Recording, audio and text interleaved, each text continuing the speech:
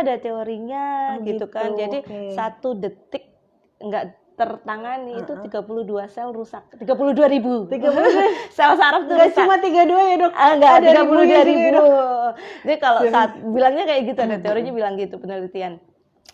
Kalau dilurusin itu pembuluh darahnya itu 200 meter lah dia rusak. Loh, katanya tuh teorinya tuh semua kalau kita ini di otak dilurusin jadi satu tuh 79.000 kilometer ya katanya. 2 kali lingkar bumi. Bumi. Nah, itu kalau 1 menit aja udah 1,9 juta sel itu rusak. Nah, itu makanya kenapa harus cepet-cepetan ya dong dibawa ke rumah sakit, karena jangan sampai areanya yang rusak itu makin meluas. Kalau makin lama tertangani, otomatis penyembuhannya makin susah. Yang ketiga adalah motivasi pasien sendiri itu. Seberapa besar dia mau mengikuti program rehabilitasi. Makin dini dia masuk ke ikut program rehab medik, insya Allah makin membaik. Jadi kecacatannya makin bisa dicegah kayak gitu. Jadi lebih besar angka keberhasilannya betul, keberhasilannya lebih besar. Jadi ya selain terutama komorbid pasien medis juga berpengaruh ya tentunya kan. Dia penyebab struknya apa kayak gitu. Kalau dia kondisi medisnya komorbidnya itu banyak ya tentunya juga akan memperlambat pemulihan juga. Jadi memang kadang ada yang sampai 2 tahun 10 tahun jalannya masih miring-miring. Nah, sembuh ini dalam arti kan dia bisa fungsi lagi kan, maksudnya kan bisa fungsi kembali. Kalau kita sih targetnya sebenarnya fungsional. Dia jalannya masih kayak gitu tapi masih bisa jalan. Iya, nggak apa-apa. Dia aktivitas sehari-hari masih bisa mandiri. Oke, kayak gitu. Jadi selain tadi tujuan rehab untuk mencegah ini, kita juga melatih pasien untuk modifikasi istilahnya, adaptasi dengan kondisi yang sekarang. Karena kan kadang emang ada yang susah ya mungkin sembuh. Jadi istilahnya kayak permanen jadinya. Karena beberapa pengalaman 2 tahun seperti apa, kemungkinan besar pasien akan seperti itu selamanya gitu. Tapi ada teori lagi terbaru bahwa ternyata perbaikan saraf itu terus-menerus loh terjadi selama manusia itu hidup. Jadi kali aja kalau rutin latihan, banyak berdoa, bisa kembali lagi kayak gitu. Karena memang proses perbaikan saraf itu berlangsung terus selama manusia itu hidup kayak gitu. Jadi sebenarnya memang tubuh kita nih luar biasa ya dok, walaupun ya kita kadang suka yang putus asa sendiri ya dok, sebenarnya tubuh kita pun kalau misalnya dilatih gitu kan dia pasti juga akan berjuang ya untuk bisa sembuh gitu ya dok. Oke, jadi kalau misalnya ada pasien stroke itu memang harus segera rehab medik ya dok, karena mencegah untuk lebih parah lagi ya, karena memang banyak yang mengiranya nanti aja dia kan lagi sakit. Gitu. Ternyata malah kebalikannya ya dok, malah harusnya sesegera mungkin supaya bisa di recovery lebih cepat ya memang dok. itu yang banyak terjadi di masyarakat kan gitu, karena awal-awal baru sakit semua kebutuhan dilayani semua, jadi pasien nggak ada kesempatan untuk melatih diri. Gitu. Oke, siap dok. Oke dok, mungkin tipsnya dok untuk menghindari stroke ini dok. Yang jelas ya ini ya pola hidup ya, sama pola makan ya.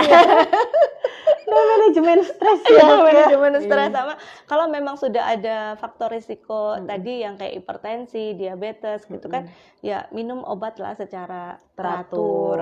Karena memang penyakit-penyakit seperti itu kan susah dihilangkan, susah disembuhkan ya. Bisanya dikendalikan ya. Karena sekali kena habis itu terus gitu ya dok ya. Jadi sulit hilang. Jadi yang bisa kita kerjakan adalah mengendalikan penyakit itu ya. Mengendalikan itu ya memang harus minum obatnya rutin, diet makan juga harus dijaga, sama olahraga rutin, walaupun mungkin sekedar jalan kaki. Gitu. Siap dok. Oke dok. Wah seru banget sih dok, kayaknya sih pengen belajar lagi nih dok. Iya, terutama buat penasaran sebenarnya tentang gerakan-gerakannya, apalagi kan senam-senamnya ada, senam-senamnya ada ya dok. Senam stroke kayak gitu. Iya. Karena kan memang stroke ini kan kadang ya memang kasusnya walaupun cukup banyak di anggota gerak, tapi kan di tempat lain juga, apalagi misal yang jarang saya temuin sih sebenarnya dok, yang kalau misalnya makan gitu dok, terus dia susah nggak bisa makan gitu. Itu berarti, juga ada kasus lain kayak gitu. Jadi fungsi komunikasi sama fungsi menelan. Biasanya kayak gitu. Kalau gitu berarti juga ada latihannya juga ya dok ya. Ada latihannya. Oke, gitu. siap dok. Mungkin kita akan kembali dulu dok ke sahabat Ananda Menyapa. Oke. Siapa tahu ada pertanyaan nih teman-teman dari Ananda Menyapa. Mumpung kita sedang bersama Dokter Elien, kita bisa nanya-nanya seputar rehab medik. Oke, gimana Mbak? Ada pertanyaan? Oke. Yang pertama dok, ini terapi apa saja dok untuk penderita stroke? Terapi. Nah, tadi jadi kita tim rehabilitasi medik itu ada beberapa ya, terdiri beberapa profesi. Jadi ada dokter rehab mediknya, ada fisioterapi, terapi wicara, terapi okupasi sama psikolog biasanya. Dalam tim rehabilitasi medik itu ada OP, apa yang pembuatan alat bantu itu. Prostetis ortotik prostetik itu OP gitu. Nah, fisioterapi kalau memang pasiennya itu lebih dominan ke motorik kasar, misalnya dia belum bisa duduk, belum bisa jalan atau apa, mungkin di situ ada terapi dengan fisioterapi. Di situ dia akan dilatih peningkatan kekuatan ototnya, latihan lingkup gerak sendi, kemudian keseimbangan sampai ke latihan jalan. Itu. Terus kalau memang udah bisa jalan nih, udah stabil. Pasien kalau udah bisa, ini kan harus bisa duduk ya. Latihan-latihan tadi kan untuk pasien bisa duduk sama berdiri. Kalau sudah itu biasanya kalau dia gangguannya nih, misalnya dok saya pengen bisa nulis lagi, saya pengen bisa nyetir lagi, saya belum bisa megang ini pada saat masak nih.